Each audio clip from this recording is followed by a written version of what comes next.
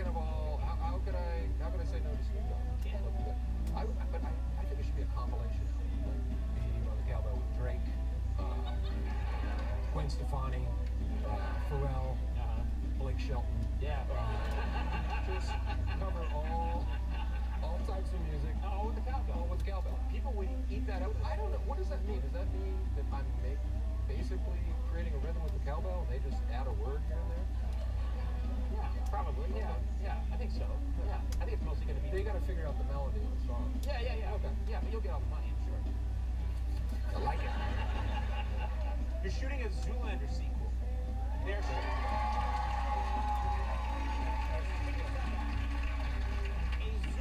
sequel is being made. Now, what I don't know is, are you going to be a part of it? No. Say.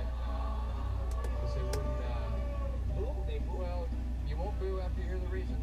Yeah, they wouldn't let me quit Professor Clover. Oh, okay.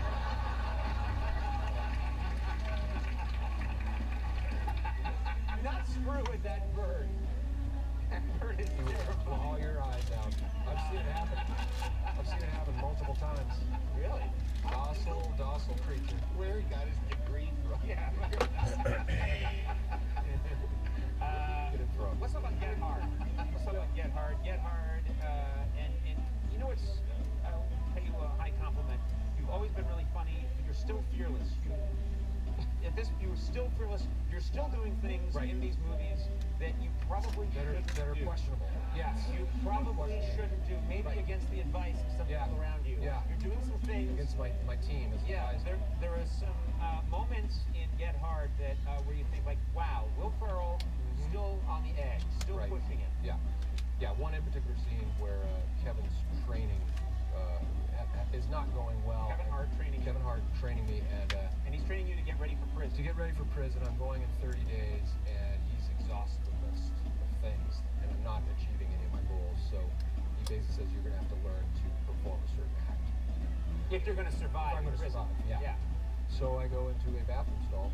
And, not alone, but not alone. Yeah. With someone and attempt to do something. And it's a riveting scene. It's riveting. Yeah. A scene we cannot show here. Maggie Smith gave some pointers.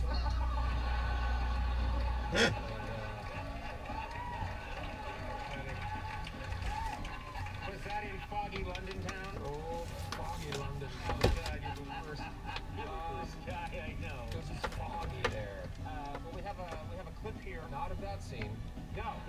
We do not have a clip of that scene. We have another. We have another clip, and you probably don't even know what clip this is. No, this is out of it. This is Kevin and I driving. He just has set up a mock prison riot in my house. Yes, I love it. I really enjoy this. This is the aftermath of he wants you to be ready. You're a very wealthy guy. You live in a mansion, but you're going to prison in like 30 days, and he wants you to be ready for everything that's going to happen in prison. So he recreates a prison riot. And now this is, I'm injured at this point, and he's taking me home to his wife so I can get fixed up. Let's take a look at this clip from Get Hard.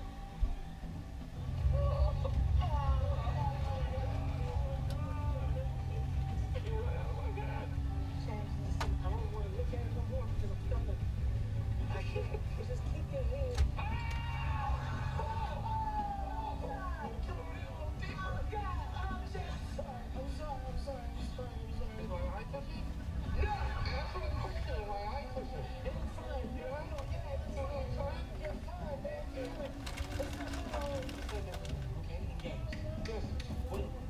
Give me 12 months. 1, 2, 4, summer, Christmas, baked potato. Did I leave one out? No, you're right. Those are the months. This is where I need to get them.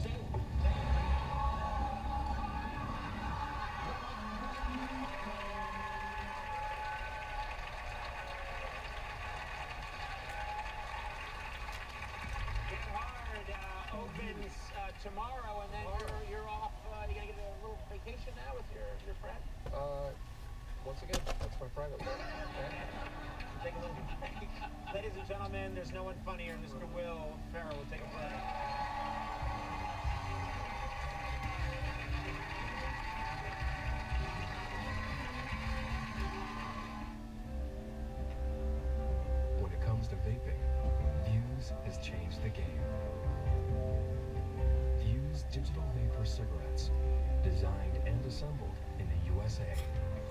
Our smart microprocessor controls heat and power up to 2,000 times a second for superior vapor.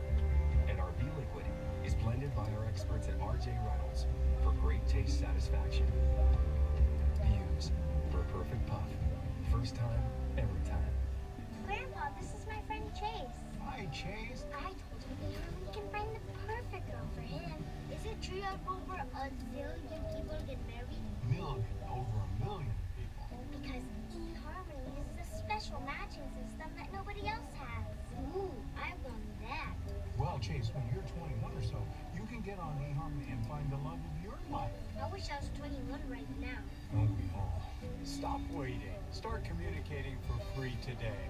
Get incredible savings from Empire today on new quality carpet and flooring. It's Empire's whole house sale. Buy 2 rooms and get carpet, hardwood, tile, and laminate for the rest free when you pay for padding and installation.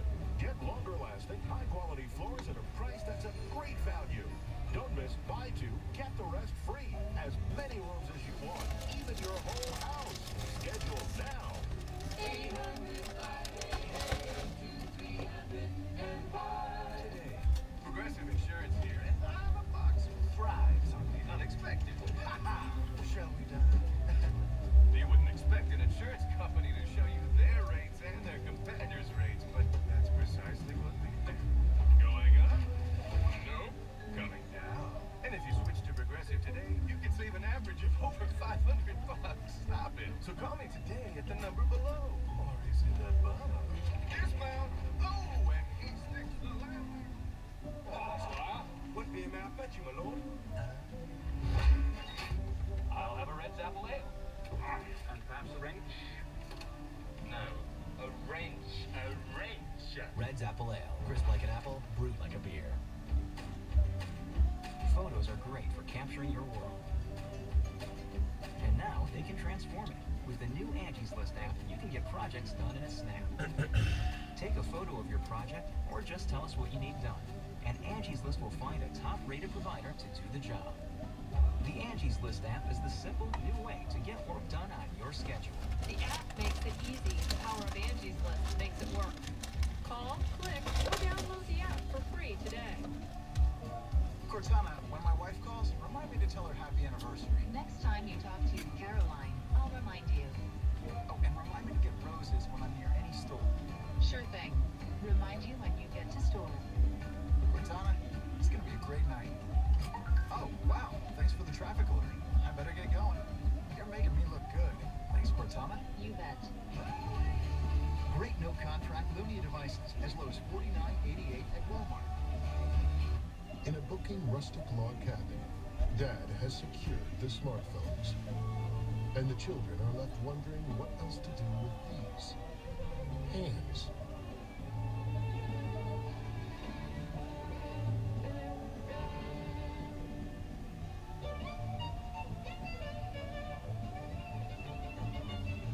Welcome back, hands. You got it booking right. Booking.com. Booking.yeah. One more thing to do. Don't like to leave things for tomorrow, especially when I can remember to forget them. The next guest tonight starred on The Office, Bridesmaids, and 21 Jump Street. Now you can see her in the new Netflix series Unbreakable, Kimmy Schmidt. Please welcome Ellie Kemper.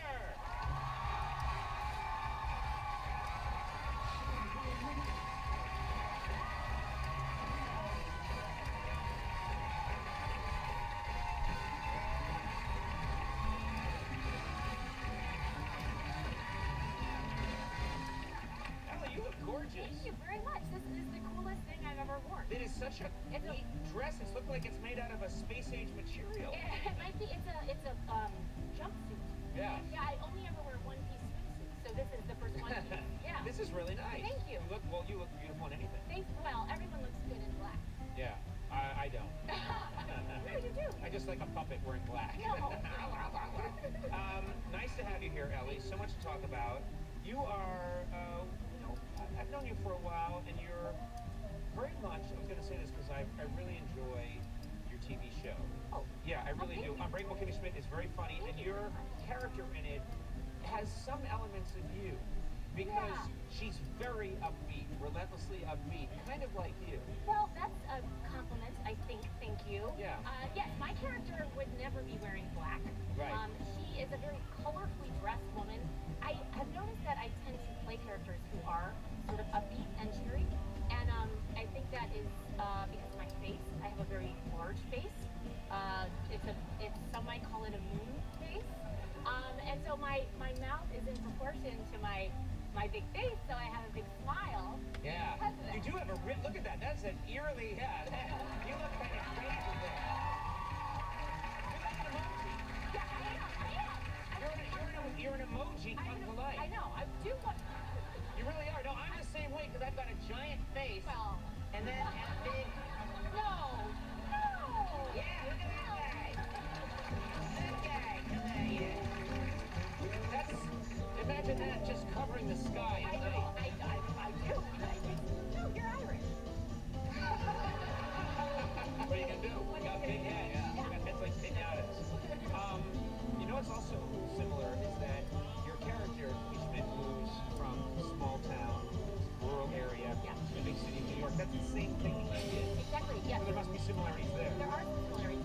I grew up in St. Louis, Missouri, the Midwest. Yes, St. Louis fans go around all the time. I think they're still in. Yeah. There was no conviction behind that. No Rams. It's like you put that on a post-it. Go Rams all of the time. And I'll just put that up there. As if people were thinking she only means every other day. Yeah. No. All of the time. All of the time. But yes, the heartland. I moved from Missouri to New York, and when I first moved to New York, I feel intimidating. It's intimidating. I was intimidated when I first went there. It's scary, yeah. And actually, one thing I did when I first moved there was I took up smoking for 4 days. I don't know, and this is the first time my mom's hearing about this. I don't smoke anymore. Right. She's fine. I don't. But I thought, like, well, I'm trying to figure out what I'm doing. I'm going to, I don't know, maybe this will open up some new possibilities. I'm not sure. And so I practiced smoking in my apartment, and my bedroom was like, the window was so close to the next building that, like, I would blow out and, like, it would just hit the brick and, like, bounce right back at me. I was so scared that I couldn't extinguish the cigarette. Yeah. That I would catch it, that I would hold it under the tap, like, to make sure it was fully out. Yeah, you weren't built to smoke. You didn't have that. People that smoke, and kids, you really shouldn't do it, but they sort of so cool about it. They know what they're doing. Yeah. It sounds like. Mine was so calculated and full of effort that, and when I finally did gain the confidence after 2 days to go on the, like, streets and do it, I can't. It's like holding a matchbook with a match and a cigarette in my hand, like dropping the matchbook once. I did. I singed my sleeve. Oh, it's the whole thing's a disaster. The whole thing was terrible, and and I was smoking Marlboros too. That's so tough. Yeah, Marlboro's like, that's a cowboy smoke. I know. Right? It was bad, but then I after 4 days I did think, oh, I'm getting cancer, so I stopped. I'm glad you stopped. Yeah, allegedly. Those people have a lot of money. It's the most cowardly thing. So, I'm curious about something. Did you travel out in the city? What was it like? 'Cause I'm trying to just imagine you on a subway. You just seem like Ellie Kemper on a subway would be a kind of a funny experience for the first time. Maybe. Yeah. Oh, that's again, I think that's a compliment because the subway is like a dirty, messy thing, and I'm so pristine. Yeah. Why? Okay. Yeah. Well, I quickly learned when I first got to New York, I would stare at people, just taking it all in, and I quickly realized that you can't stare at people that long. And I gave myself like a time limit. I thought, well, you can't really stare at people for more than 4 seconds. But then when I was talking to your segment producer about that, not staring at someone for more than 4 seconds, that is such a long time to stare at someone. Yeah, it is. Like right now, this is a long time. 4. Yeah. Yeah, that's too long. Yeah. So, and I just fell in love with you. I know.